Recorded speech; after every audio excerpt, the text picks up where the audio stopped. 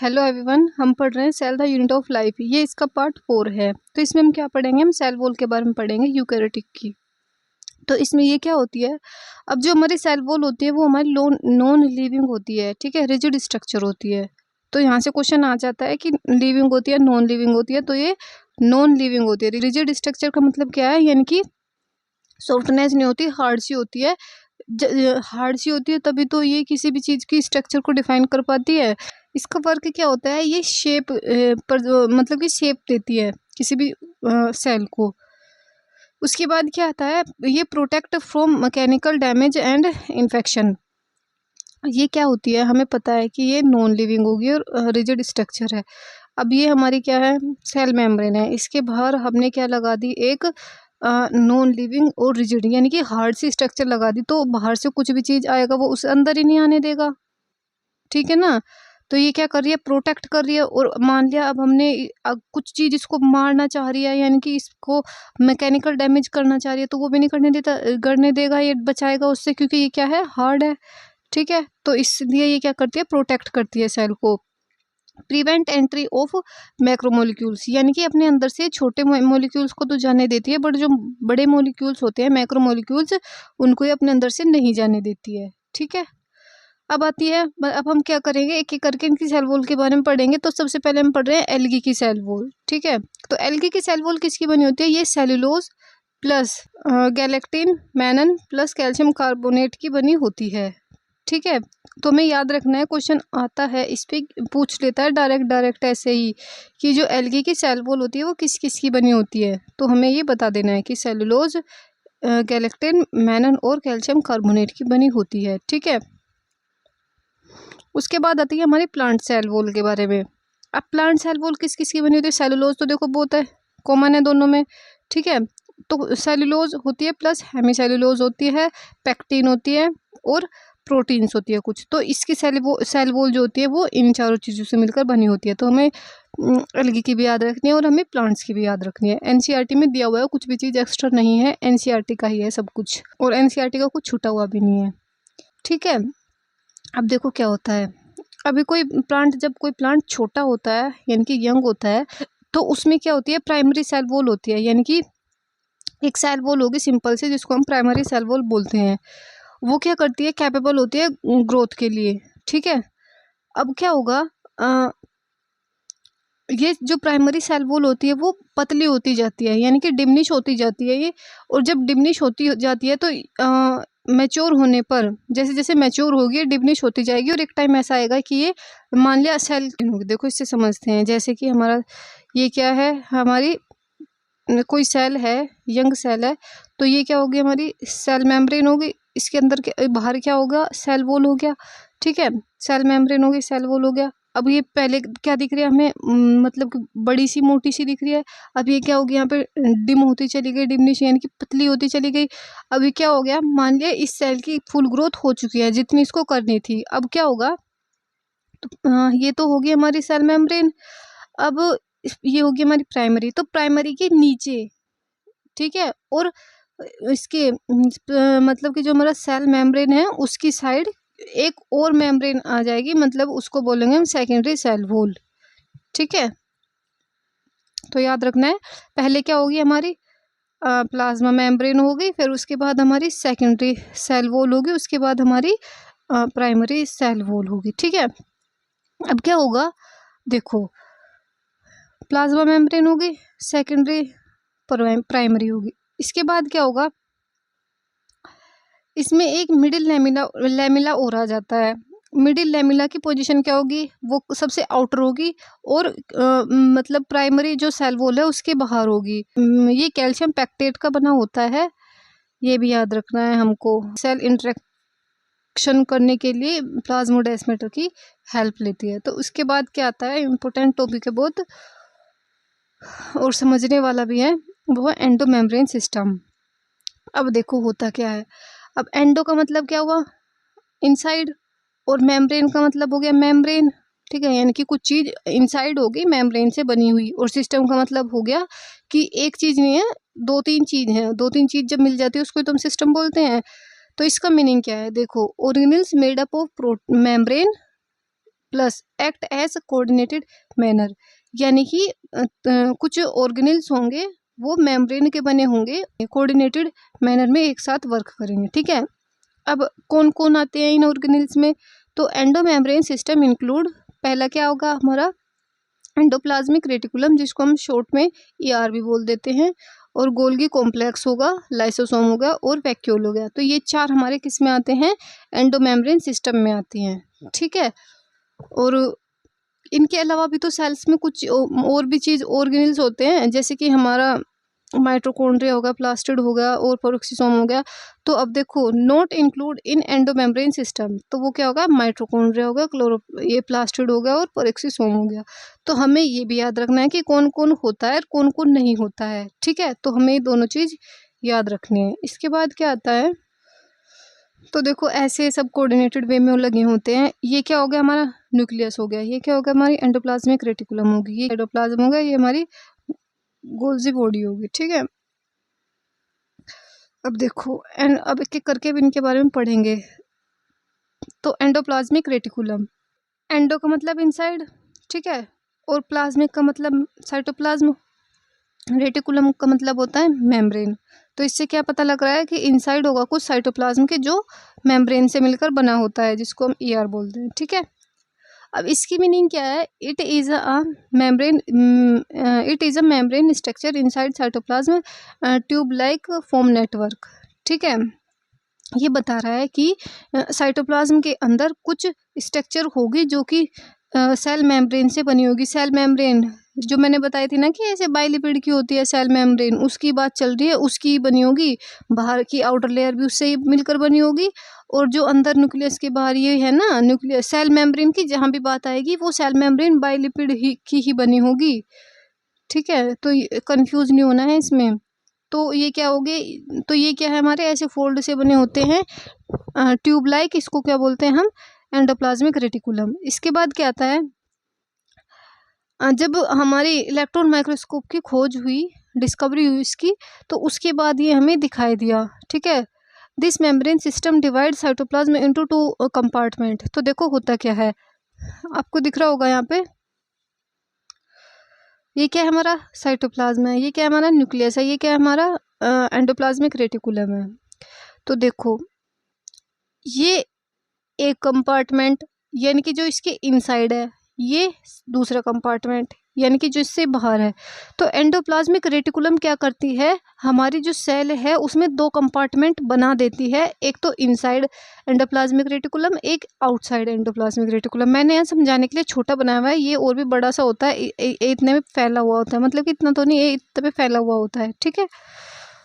हाँ, तो इसके बाद आता है 2 कंपार्टमेंट कौन कौन से होते हैं। पहला हुआ हमारा ल्यूमिनल कंपार्टमेंट, जो कि इनसाइड एंडोप्लाज्मिक रेटिकुलम होगा। ये याद रखना है कि इनसाइड एंडोप्लाज्मिक रेटिकुलम को क्या बोलते हैं, ल्यूमिनल कंपार्टमेंट, ठीक है। और एक होता है एक्स्ट्रा ल्यूमिनल कंपार्टमेंट, यानी कि जो किसकी साइड जो साइटोप्लाज्म होगा उसको हम बोलते हैं एक्स्ट्रा ल्यूमिनल, ठीक है। अब ये एंडोप्लाज्मिक रेटिकुलम डेवलप कहाँ से होती है, ये आती कहाँ से है, तो ये डेवलप होती है न्यूक्लियर एनवेलप से, ठीक है। अब देखो जो ये मान लिया ये हमारी क्या है, रफ एंडोप्लाज्मिक रेटिकुलम है, ऐसे ऐसे करके बड़ी हो रही है, ये क्या है हमारा न्यूक्लियस है, ठीक है। तो इससे क्या होगा, ये इससे डेवलप हो रही है, डेवलप होती जा रही है, बड़ी होती जा रही है ये।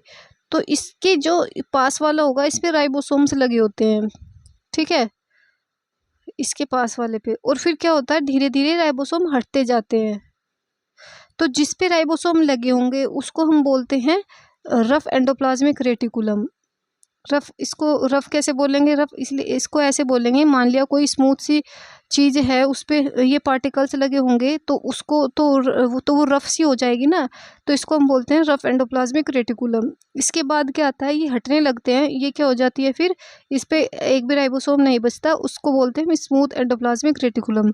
तो अगर हमसे पूछ रहा है कि रफ एंडोप्लाज्मिक रेटिकुलम किससे बनता है, तो हम बोलेंगे न्यूक्लियस से। और अगर हमसे पूछ रहा है कि स्मूथ एंडोप्लाज्मिक रेटिकुलम किससे बनता है, तो हम बताएंगे रफ एंडोप्लाज्मिक रेटिकुलम से। तो देखो nuclear envelope, rough endoplasmic reticulum, इससे क्या हुआ, लोकेशन क्लोज टू न्यूक्लियस होगी इसकी, और इससे क्या होगी, फिर रफ एंडोप्लाज्मिक रेटिकुलम से हमारा राइबोसोम रिमूव होगा और ये क्या बन जाएगी, स्मूथ एंडोप्लाज्मिक रेटिकुलम बन जाएगी। अब देखो यही बताया हुआ है यहाँ पे, तो इस टाइप के बारे में ही बताया गया है कि दो टाइप की होती हैं, एक तो हो गया रफ एंडोप्लाज्मिक रेटिकुलम, एक हो गया स्मूथ एंडोप्लाज्मिक रेटिकुलम।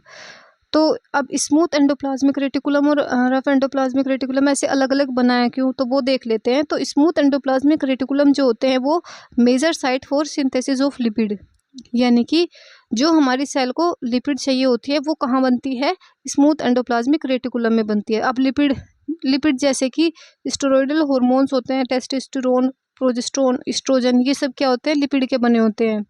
ठीक है, तो ये कहाँ बनेंगे, हमारे स्मूथ एंडोप्लाज्मिक रेटिकुलम में बनेंगे। ठीक है, अरे जब मतलब कि हम वो पढ़ते हैं ह्यूमन रिप्रोडक्शन, तो उसमें हम देखते हैं ना कि टेस्टोस्टेरोन आता है और प्रोजेस्टेरोन आता है, तो वो कहीं से ना कहीं से तो आता ही होगा, सेल तो होती होंगी ना उनकी। तो जो सेल होती है वो वहाँ पे उनको कौन बनाता है, तो वहाँ पे स्मूथ एंडोप्लाज्मिक रेटिकुलम बनाता है उन्हें, ये बोल रहा है। ठीक है, उसके बाद आता है रफ एंडोप्लाज्मिक रेटिकुलम। तो rough endoplasmic protein formation and secretion के वर्क में यूज होता है। ठीक है, यानी कि प्रोटीन जो हमारी सेल को चाहिए है वो कहाँ, रफ एंडोप्लाज्मिक रेटिकुलम में बनेगी। ठीक है, तो यहाँ पे हमारा एंडोप्लाज्मिक रेटिकुलम खत्म हो जाता है। उसके बाद आता है हमारी गोल्गी एपरेटस। तो हमने एंडोप्लाज्मिक रेटिकुलम पढ़ लिया, गोल्गी एपरेटस पढ़ेंगे, और इसमें जो एंडोमेम्ब्रेन सिस्टम में जितने भी ऑर्गेनेल्स आते हैं उन सब के बारे में पढ़ेंगे ऐसे। अब सेकंड नंबर पे आ जाता है हमारा गोल्गी एपरेटस। ठीक है, तो ये डिस्कवर किया गया था कैमिलो गोल्गी के थ्रू 1898 में। इस साइंटिस्ट का नाम भी रखना है, आपको याद रखना है, और ईयर भी याद रखनी है। ठीक है, तो इसकी जो स्ट्रक्चर होती है वो डेंस स्टेन होती है, यानी कि गाढ़ी सी होती है इसकी स्ट्रक्चर, देखने में डार्क लगती है, और इसमें बहुत सारे फोल्ड्स देखने को मिलते हैं। देखो ये देखने में क्या लगेगी, डार्क लगेगी, जब हम इसको इलेक्ट्रॉन माइक्रोस्कोप से देखते हैं तो डार्क सी दिखेगी, और डिस्क शेप होंगे, सैक्स बने होंगे, या फिर इसको हम सिस्टर्ने भी बोलते हैं। ठीक है, तो यहाँ से हमें याद रखनी है, जिसका साइज कितना होता है, 0.5 माइक्रोमीटर टू 1 माइक्रोमीटर होता है, और एक दूसरे के पैरेलल लगे होते हैं। यानी कि पैरेलल कैसे हो गए, ये लाइन एक दूसरे के पैरेलल है, तो देखो इसमें एक लग गया ऐसे, फिर उसकी साइड में दूसरा लगेगा ऐसे, उसकी साइड में तीसरा लगेगा, ऐसे लगते जाते हैं, तो ये क्या होते हैं, एक दूसरे के पैरेलल होते हैं। अब देखो इसको प्रोसेस समझते हैं कि ये वर्क कैसे करता है। तो देखो ये हमारा क्या है, न्यूक्लियस है, न्यूक्लियस के अंदर उसका डीएनए है। ये क्या हमारा एंडोप्लाज्मिक रेटिकुलम है, ये रफ एंडोप्लाज्मिक रेटिकुलम है, ये स्मूथ एंडोप्लाज्मिक रेटिकुलम है। अब इसके बाद क्या आता है हमारा, ये सीक्वेंस है कि ये कैसे वर्क करता है। इसके बाद हमारा वैक्यूल आता है, उसके बाद आता है हमारी गोल्गी एपरेटस। ये गोल्गी एपरेटस क्या करती है, ये भी वो बनाती है, मतलब कि मॉडिफाई करती है उसको, प्रोटीन्स को और लिपिड्स को। तो देखो ये वर्क कैसे करेगा, यहाँ पे क्या है, न्यूक्लियस है हमारा, न्यूक्लियस से क्या आएगा, डीएनए आएगा। ठीक है, यानी कि मैसेंजर आरएनए आएगा, मैसेंजर आरएनए आया, उस पर क्या लगे, पॉलीराइबोसोम लग गए। ठीक, मतलब कि मैसेंजर आरएनए आया और उस पर बहुत सारे राइबोसोम लग गए, तो ये क्या होगा, पॉलीराइबोसोम हो गया। तो ये क्या गया, इसके अंदर गया। ठीक है, अंदर गया, यानी कि ल्यूमिनल कंपार्टमेंट में गया, ल्यूमिनल कंपार्टमेंट में गया, तो इसको क्या बोलते, ये क्या है, पेप्टाइड चेन होगी। ठीक है, यानी कि अमीनो एसिड की चेन होगी ये। अब ये क्या करेगा, प्रोटीन बना लेगा, पता होगा ना, मतलब कि जब पहले तो ट्रांसक्रिप्शन होता है, फिर ट्रांसलेशन होता है, वो ट्रांसलेशन फिर क्या बनाते हैं, प्रोटीन बनाते हैं। तो वो वाली प्रोसेस चल रही है यहाँ पे जो हम 12th क्लास में पढ़ते हैं। तो इसने क्या बना दी, ऐसे प्रोटीन बना दी। अब ये प्रोटीन क्या होगी, यहाँ से निकलेगी। ठीक है, वेसिकल की फॉर्म में। तो वेसिकल की फॉर्म में निकली, ये किसके पास गई, गोल्जी बॉडी के पास गई। इसको हम क्या बोलेंगे, फॉर्मिंग फेज बोलेंगे। ठीक है, यानी कि यहाँ से जाएगा, इस फेज को क्या बोलते हैं, फॉर्मिंग फेज बोलते हैं, या फिर हम कॉन्वेक्स बोलते हैं, या फिर हम सिस। तो ये तीनों याद रखने हैं हमें, इन तीनों पे क्वेश्चन आता है कि कौन सा फेज कौन सा होता है। तो फॉर्मिंग फेज होगा जहाँ से वो वेसिकल एंटर करेगा। अब इसमें क्या होते हैं, इसके केमिकल्स होते हैं, ये इसको मॉडिफाई करेगा, और ठीक है वर्क होगा इस पर, तो फिर ये बाहर निकलेगा मॉडिफाई होके। तो वेसिकल क्या होती है, मॉडिफाई प्रोटीन बन जाती है। और ये क्या होता है, निकलती किससे, तो मैच्योर होकर निकलती है, तो इसको मतलब कि इसके मैच्योरिंग फेज बोलते हैं। और कॉनकेव, कॉनकेव क्या होता है, केव का मतलब क्या होता है, गुफा। तो यहाँ से ऐसे गुफा की तरह बन रहा है ना ये, तो इसको क्या बोलते हैं, कॉनकेव, या फिर इसको हम ट्रांस बोलते हैं। तो एक साइड का याद रख लो, इस साइड का याद रख लो, दूसरी साइड का खुद याद हो जाएगा। ठीक है, तो इसको क्या बोलते हैं, मैच्योरिंग, कॉनकेव और ट्रांसफेज। सीधा पूछ लेगा कि सिस मतलब कि वेसिकल किस फेज से एंटर करता है, सिस फेज से, या फिर पूछ लेगा कि न्यूक्लियस के पास वाला फेज कौन सा होता है, तो हमें बताना है सिस फेज, फॉर्मिंग फेज या कॉन्वेक्स फेज। ठीक है, अब देखो क्या हुआ। अब ये वेसिकल जैसे इसके अंदर गया, अब हो सकता है ये वेसिकल अलग अलग टाइप का हो सकता है। अब देखो, ये हो सकता है वेसिकल एक्स्ट्रा सेलुलर टारगेट का हो कुछ, यानी कि सेल को कुछ बाहर बना के भेजना हो, वो हो। या फिर हो सकता है कि सेल का कुछ मतलब कि इंट्रासेलुलर टारगेट भी हो सकता है। ठीक है, और हो सकता है कि वो लाइसोसोम हो। तो ये मतलब कि 3 टाइप के वो बना सकता है वेसिकल, या तो एक्स्ट्रा सेलुलर होगा, या फिर इंटरसेलुलर होगा, या फिर लाइसोसोम होगा। ठीक है, तो देखो अगर हम कोई हमसे पूछ रहा है कि ये क्लोजली एसोसिएटेड क्यों होते हैं, तो जिससे कि जो प्रोटीन निकले वो न्यूक्लियस से वो सीधा कहाँ जाए, हमारी एंडोप्लाज्मिक रेटिकुलम में जाए, और जो प्रोटीन यहाँ से निकली वो कहाँ जाए, जो वेसिकल निकला यहाँ से वो सीधा इसमें जाए, और इससे जो वेसिकल निकलेगा, तो इसलिए क्या होती है, कोऑर्डिनेटेड वे में लगी होती है, एसोसिएटेड होती है एक दूसरे से। तो गोल्गी क्या करती है, प्रोटीन को मॉडिफाई करती है, लिपिड को मॉडिफाई करती है, यानी कि ग्लाइकोप्रोटीन बनाती है और ग्लाइकोलिपिड बनाती है। अगर क्वेश्चन आ रहा है कि ग्लाइकोप्रोटीन और ग्लाइकोलिपिड किसके थ्रू बनाई जाती है, तो वो हमें बता देना है कि गोल्जी एपरेटस के थ्रू बनती है। ठीक है, तो 2 पढ़ लिया हमने, एक तो पढ़ लिया हमने एंडोप्लाज्मिक रेटिकुलम, एक पढ़ लिया हमने ये गोल्गी एपरेटस, और अब हम पढ़ेंगे लाइसोसोम। तो लाइसोसोम क्या होता है, जैसे कि हमें पता है कि ओरिजिन होता है गोल्गी एपरेटस से। हमने देखा था कि 3 टाइप से हो सकता है, ये 3 टाइप के वेसिकल बना सकता है, एक्स्ट्रा सेलुलर, इंट्रासेलुलर, या फिर लाइसोसोम। तो ये जो लाइसोसोम होता है ये रिच इन हाइड्रोलिटिक एंजाइम। ठीक है, अब हाइड्रोलिटिक एंजाइम क्या होंगे, जैसे कि लाइपेज, प्रोटीएज, कार्बोहाइड्रेट। अब देखो जिसके पीछे भी एज आ जाता है ना, उसका मतलब होता है कि वो एंजाइम है। ठीक है, तो लिपिड, जैसे कि लाइपेज है, तो इसका वर्क क्या होगा कि ये लिपिड को खाने का वर्क करेगा।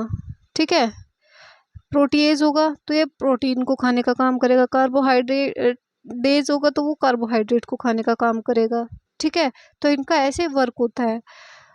अब जो ये हमारा लाइसोसोम होता है एक्टिव इन लो पीएच, तो इसको एसिडिक मीडियम चाहिए होता है अपने वर्क करने के लिए। तो देखो यहाँ से और समझने की कोशिश करते हैं हम। देखो ये क्या है हमारा, ये क्या है हमारा न्यूक्लियस होगा, ये हमारे एंडोप्लाज्मिक रेटिकुलम हो गया, ये हमारी वेसिकल हो गई, ये हमारी गोल्जी बॉडी होगी, गोल्जी एपरेटस हो गया। तो इसने क्या किया, लाइसोसोम को बाहर निकाला। ठीक है, अब लाइसोसोम को बाहर निकाला, अब इस सेल ने मान लिया, इस सेल को ने बाहर से फूड लिया अभी अभी। ठीक है, तो ये फूड लिया इसने ऐसे, तो ये फूड का क्या बन गया, फूड वेसिकल बन गया, मतलब मेम्ब्रेन के अंदर फूड आ गया। तो फिर लाइसोसोम इस फूड के पास जाएगा और इसको अपने अंदर कर लेगा। अब इसको क्या बोलेंगे हम, इसको हम सेकेंडरी लाइसोसोम बोलेंगे। और इसका क्या कर देगा, क्योंकि इसमें सभी तरह के एंजाइम्स प्रेजेंट है, तो इसको क्या करेगा, ये डाइजेस्ट कर देगा। और जब डाइजेस्ट करेगा तो जो हमें सेल को चाहिए होगा उसको बाहर निकाल देगा।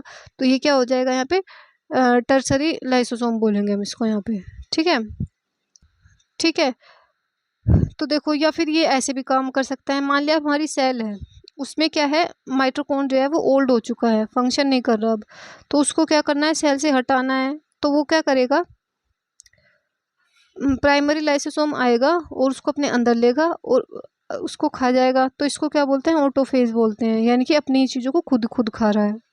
ठीक है, फिर उसके बाद क्या आता है, वैक्यूल आता है। तो हमने लाइसोसोम भी पढ़ लिया कि लाइसोसोम क्या होता है। उसके बाद आता है वैक्यूल। वैक्यूल में क्या होगा, membrane bound structure lipid bilayer. तो वैक्यूल क्या होता है, मेम्ब्रेन बाउंड स्ट्रक्चर होती है लिपिड बाइलेयर की। आपको याद हो मैंने वो पढ़ाया था वहाँ पे प्रोकैरियोटिक सेल में गैस वैक्यूल बताया था। मैंने उसको में बताया था कि वो क्या होती है, नॉन मेम्ब्रेन बाउंड होती है। ठीक है, वो मैंने क्यों बताया था, क्योंकि उसकी जो लेयर होती है, मेम्ब्रेन होती है, वो बाइलेयर मतलब कि लिपिड की नहीं बनी होती है। तो इसमें क्या याद रखना है कि वो गैस के लिए बताया था मैंने, ये किसके लिए बता रही हूँ मैं, ये मैं वैक्यूल बता रही हूँ सिंपली। अगर गैस वैक्यूल पूछेगा तो नॉन मेम्ब्रेन बताना है, अगर वैक्यूल पूछेगा तो मेम्ब्रेन बताना है, ठीक है। तो ये क्या होता है, मेम्ब्रेन बाउंड स्ट्रक्चर होती है। रोल क्या होता है इसका, स्टोर करता है हमारे, मतलब कि हमारे जो मटेरियल होता है उसको स्टोर करके रखता है। देखो ऐसे, मान ली ये हमारी कोई क्या है, सेल है, ठीक है। तो इसमें क्या करेगा, ये ऐसे, ये क्या हो गया हमारा वैक्यूल होगा, मतलब इसके बाहर को कहीं ऐसे ऐसे ऐसे ऐसे करके हमारा न्यूक्लियस हो गया, ये हमारा एंडोप्लाज्मिक रेटिकुलम ऐसे ऐसे गोल सी बॉडी पड़ी होगी, तो ऐसे इसमें पड़ा होगा सब कुछ। तो इसमें क्या होगा, इस सेल का जितना भी एक्सक्रीटरी मटेरियल होगा इसके अंदर आ जाएगा, ठीक है। और अदर मटेरियल भी जो होगा, जैसे कि वाटर वॉश शेप हुआ, जो मतलब कि सेल को यूज करनी है वो इसके अंदर आ जाएगा। हाँ, तो जो इसकी लेयर होती है उसको हम क्या बोलते हैं, टोनोप्लास्ट बोलते हैं, ठीक है।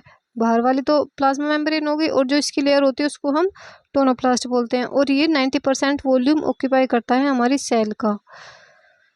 उसके बाद क्या आता है, जो इसके अंदर होता है, मान लिया ये हमारा क्या है, सेल है, सेल के अंदर ये हमारा वैक्यूल है। तो इसमें जो वैक्यूल के अंदर जो होता है ये हाई कंसंट्रेशन का होता है, और बाहर क्या है, लो कंसंट्रेशन होता है।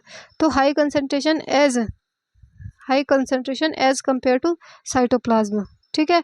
Ion and other material against concentration gradient into the vacuole, यानी कि जो इसके अंदर आयन जाएंगे वो अगेंस्ट कंसंट्रेशन जाएंगे, क्योंकि अंदर तो ज़्यादा है और फिर और भी हम डालने लग रहे हैं उसके अंदर, तो वो क्या होगा, अगेंस्ट कंसंट्रेशन है, ठीक है। तो देखो इसमें एनसीईआरटी में 2 एग्जांपल्स दिए हैं कि इनमें मिलता है, तो इन अमीबा दिया हुआ है, कॉन्ट्रेक्टाइल वैक्यूल होता है और एक्सक्रीशन के काम आता है। देखो अब इसमें क्या हुआ, मान लिया इसका कोई फूड है, ये हमारा अमीबा है, तो ये क्या खाने की कोशिश करेगा और इसको अपने अंदर ले लेगा। तो इसके अंदर जब ये जाएगा तो ये फूड वैक्यूल बन जाएगा, फूड वैक्यूल बनेगा। अब ये लाइसोसोम आएगा इसके पास, लाइसोसोम वही प्रोसेस होगी जो मैंने पीछे बताई थी अभी। वो प्रोसेस होने के बाद अब ये क्या करेगा, जो इसका वेस्ट होगा वो एक उसमें बंद हो जाएगा, मतलब कि जो बचेगा खाने के बाद, जो सेल को यूज़ नहीं हो रहा है, वो एक वैक्यूल की फॉर्म में बन जाएगा। और ऐसे ही इन प्रोटिस्ट होता है, उस प्रोटिस्ट में क्या होता है, फूड वैक्यूल होता है, ठीक है। तो ये हमें याद रखना है। तो यहाँ हमारा ये एंडोमेम्ब्रेन सिस्टम खत्म हुआ।